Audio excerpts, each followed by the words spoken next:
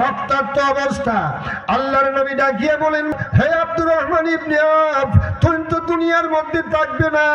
আমার মন সাক্ষী দিচ্ছে, মৃত্যুর সময় আমি নবীর কাছে কি চাও একবার শুধু বলো, তাহলে তোমার আশা দেখি আমি পূরণ করতে পারি কিনা। আব্দুর রহমান ইবনে আওফ চোখের পানি ছাড়িয়া কান্দে আর ডাকিয়া বলে, ইয়া রাসূলুল্লাহ, ইয়া হাবিবাল্লাহ, দুনিয়ার বাড়ি গাড়ি কিছুই আমি চাই না। আমি তো দুনিয়ার থেকে বিদায় হয়ে যাব। আপনার পবিত্র জবান থেকে একবার শুধু বলেন, শাহাদাতের দরজা আমার নসিব হবে নি, শাহাদাতের দরজা আমার নসিব হবে নি। আল্লাহর নবী চোখের পানি ছাড়িয়া কান্দেন আর ডাকিয়া বলেন, হে আব্দুর রহমান ইবনে আওফ, কাল হাশরের ময়দানে বদরের মাঠের শহীদের খাতা গুলো যখন ডাকা হবে, শহীদের কথা ডাকার সময়ে তোমাকে আমি প্রথম শহীদ বলে ঘোষণা করে দিব। যেরকম সুবহানাল্লাহ, দুনিয়ার থেকে বিদায় হয়ে গেল।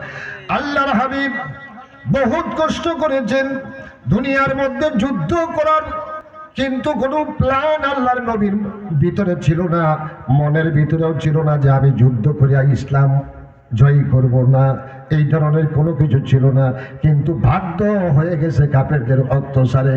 তখন ভাইরা আমার, আল্লাহর পক্ষ থেকে অর্ডার হয়ে গেছিল বদরের যুদ্ধ করো। সুবহানাল্লাহ, বদরের যুদ্ধ করো।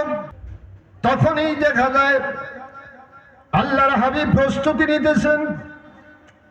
মানুষকে এখন আর্মিতে গেলে যেমন তার মাপকাঠির প্রয়োজন হয়, সব কিছু করতে হয়, তেমন ভাবে আল্লাহর নবীও তাদের জন্য মাপকাঠি চালাইলেন।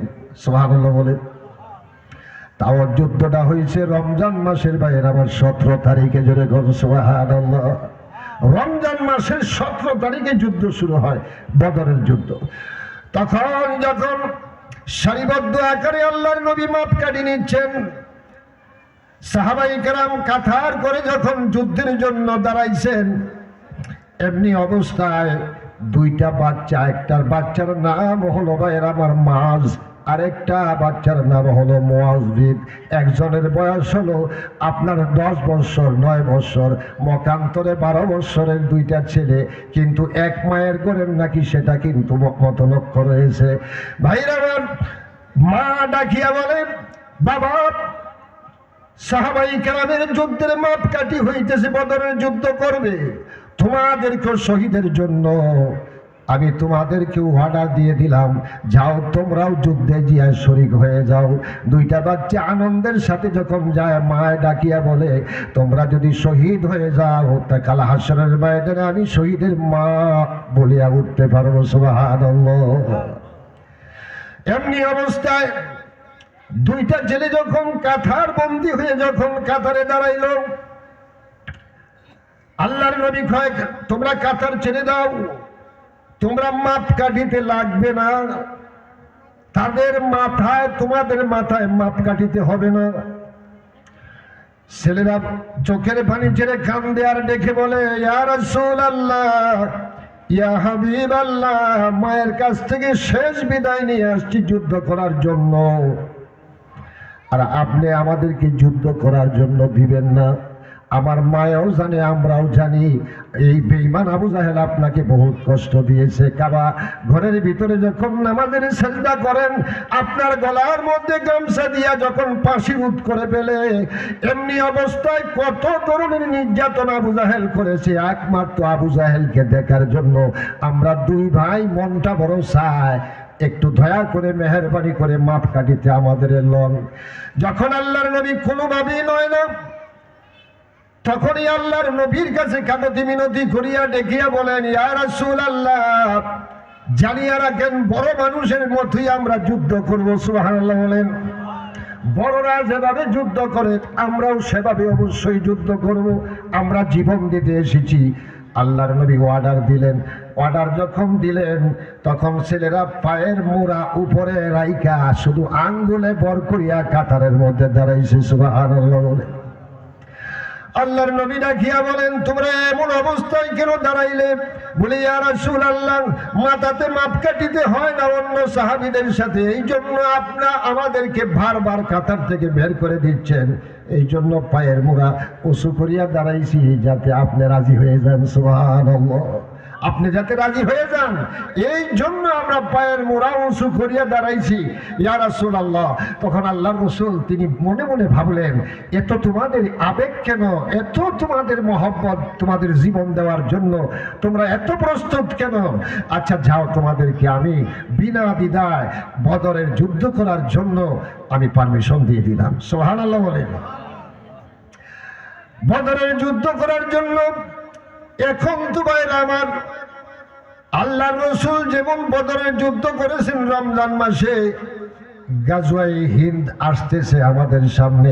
সুবহানাল্লাহ বলেন। এই বদরের মাঠে ভাইরা আমার যতজন যুদ্ধ করেছেন, আল্লাহর নবী বলেছেন, তোমরা বদরের মাঠে যারা শরীক হয়েছো, যারা বদরের মাঠে তোমরা যারা যুদ্ধ করেছো, কাল কিয়ামতের দিন যখন আমি শহীদের কথাগুলো যখন ডাকতে থাকবো, বদরবাসীর যুদ্ধ যারা 313 জন সাহাবীকে আমি জান্নাতি বলে ঘোষণা করে দিব। যেরকম সুবহানাল্লাহ, আমি জান্নাতি বলে ঘোষণা করব। এমনি অবস্থায় মুয়াজ্জিদের হাতের মধ্যে যখন লম্বা তলোয়ার দেওয়া হয়, রাস্তার মধ্যে যায় জিজ্ঞাসা করে, যুদ্ধ যখন শুরু হয়ে যায় তখন রাস্তার মধ্যে যায় জিজ্ঞেস করে, আবু জাহেল কবির এই কোথায়? তোমরা এক নজর আমাদের দুই ভাইকে দেখায় দাও। মুসলমান যারা ভাইরা আমার সাহাবাই কেরাম ডাকিয়া কয়, তোমরা পারবে না, কখনো তোমরা সামনে আগাইও না, সামনে আগাইলে বিপদ হবে। ছেলেরা বলে, কোনো বিপদ নাই, শহীদ হইতে এসেছি, তলোয়ারটা মজবুত করে ধরিয়ান। তখন ভাইরা আমার সামনে যখন আগাচ্ছেন, আরেক আব্দুর রহমান ইবনে আউফকে ডাকিয়া বলেন, একবার দেখায় দাও আল্লাহর নবীর সাহাবা, এই আবু জাহেল কোনটা, এক নজর খালি দেখায় দাও। যখন অত্যন্ত সুন্দর একটা ঘোড়ার উপরে পরিবেষ্টন হয়ে যখন সে আসতেছিল, এমনি অবস্থায় তলোয়ারটা 12 বৎসরের ভাই তলোয়ারটা মজবুত করে ধরিয়া আবু জাহেলের রানের মধ্যে এমন একটা কূপ দিছে রে ভাই, রান একেবারে লড়বড় করে ফেলাইছে। সুবহানাল্লাহ বলেন। বেশি বেটার মত নি বেটার হাতে। সুবহানাল্লাহ। আরবের অত্যন্ত সাহিত্যিক আর আরবের কবিতা সাহিত্যিক, তার নাম ছিল আবুল হিকাম, জ্ঞানীর বাজান ছিল। আরব কান্ট্রির মধ্যে অনেক বড় বিচারক ছিল, কাফের কওমের লিডার ছিল। এরপরেও কি কোন লোকের হাতে তার দুনিয়া থেকে বিদায় হয়ে যাইতে হইল? 12 বৎসরের ছেলে তারে কুবায়া মারল। ভাইরা আমার, আবু জাহেলের ছেলের নাম ছিল ইকরামা। যুদ্ধের ময়দানে দেখিয়া কয়, আমার বাবারে তুই মারছস। এই কথা বলিয়া মাঝের ধান গর্দানের মধ্যে খুব দিয়া বাইরে আমার হাতটা একেবারে চামড়ার মধ্যে একটু বেজে আছে। এমনি অবস্থায় যখন রাখছে, তিনি একটা হাতে তলোয়ার ধরিয়া এমনি অবস্থায় যুদ্ধ চালাইতেছে। মাঝ মনে মনে কয়, হাইরে যুদ্ধ তো বলে শুরু হয়ে গেল, এখন আমার হাতে যেখানে আমাকে বাধা দিচ্ছে, আমি তো শহীদ হইতে এখানে নামলাম, শহীদ হইতে আমি এখানে আসলাম। বাম পায়ের নিচে ভাইরা আমার হাতটারে রাইকা এমন জোরে একটা টান দিছে, কারণ বাধা সৃষ্টি হয়, এই জন্য নিজের হাতটা নিজের চামড়ার থেকে আলাদা করে দিছে। ছোট ভাইকে ডাকিয়া বলেন, ছোট ভাই, আমি তো দুনিয়ার থেকে বিদায় হয়ে যাব, আমার মনে হয় আমি দুনিয়াতে থাকবো না। নবীরে যদি পাও আমার সালাম বলিও, আর আমার নবীকে বলিও, মাস যুদ্ধের ময়দানে অনেক কিছু করিয়া পারমিশন আপনার নিয়ে যখন যুদ্ধে ঢুকলো, আবু জাহেলকে কতল করা হইল, এখন মাস আর কিছুই দিতে পারলো না। মাসের জীবনটা এবং তার ডান হাতটা নবীর জন্য কুরবানি করে দিল। জোরে কোন সুবহানাল্লাহ। এমনি অবস্থায় আরেকজন সাহাবা আব্দুর রহমান বিন আউফ, তিনিও এমন ভাবে আহত হয়ে গেলেন, বাঁচার কোনো উপায় নাই। হযরত আলী রাদিয়াল্লাহু তাআলা আনহু তাকে দরিয়া তাড়াতাড়ি করে কি করলেন, আল্লাহর নবীর কাছে যখন নিয়ে গেলেন, আল্লাহর নবীর কাছে নিয়ে যাওয়ার পরে নবীজি তার অবস্থা দেখে চোখের পানি ছেড়ে কাঁদতে লাগলেন। আল্লাহর নবী জমিনে বসে পড়লেন। তার ডান রানটা আব্দুর রহমান ইবনে আউফের মাথাটা আল্লাহর নবীর রানের মধ্যে বালিশ বানায় দিলেন। জোরে কোন সুবহানাল্লাহ। রক্তাক্ত অবস্থা। আল্লাহর নবী ডাকিয়ে বলেন, হে আব্দুর রহমান ইবনে আউফ, তুমি তো দুনিয়ার মধ্যে থাকবে না। আমার মন সাক্ষী দিচ্ছে, মৃত্যুর সময় আমি নবীর কাছে কি চাও একবার শুধু বলো, তাহলে তোমার আশা দেখি আমি পূরণ করতে পারি কিনা। আব্দুর রহমান ইবনে আউফ চোখের পানি ছাড়িয়া কান্দে আর ডাকিয়া বলে, ইয়া রাসূলুল্লাহ, ইয়া হাবিবাল্লাহ, দুনিয়ার বাড়ি গাড়ি কিছুই আমি চাই না। আমি তো দুনিয়ার থেকে বিদায় হয়ে যাব। আপনার পবিত্র জবান থেকে একবার শুধু বলেন, শাহাদাতের দরজা আমার নসিব হবে নি, শাহাদাতের দরজা আমার নসিব হবে নি। আল্লাহর নবী চোখের পানি ছাড়িয়া কান্দেন আর ডাকিয়া বলেন, হে আব্দুর রহমান ইবনে আউফ, কাল হাশরের ময়দানে বদরের মাঠের শহীদের খাতা গুলো যখন ডাকা হবে, শহীদের কথা ডাকার সময়ে তোমাকে আমি প্রথম শহীদ বলে ঘোষণা করে দিব। যেরকম সুবহানাল্লাহ। দুনিয়ার থেকে বিদায় হয়ে গেলেন। ভাইরা আমার, মহব্বতে জীবন দিছেন নবীর সাহাবীরা, জীবন দিছেন যুদ্ধ জিহাদ করিয়া। আমাদের তো এত কষ্ট করতে হয় না। বদরের মাঠে তারা যেমন জয়ী হয়েছে।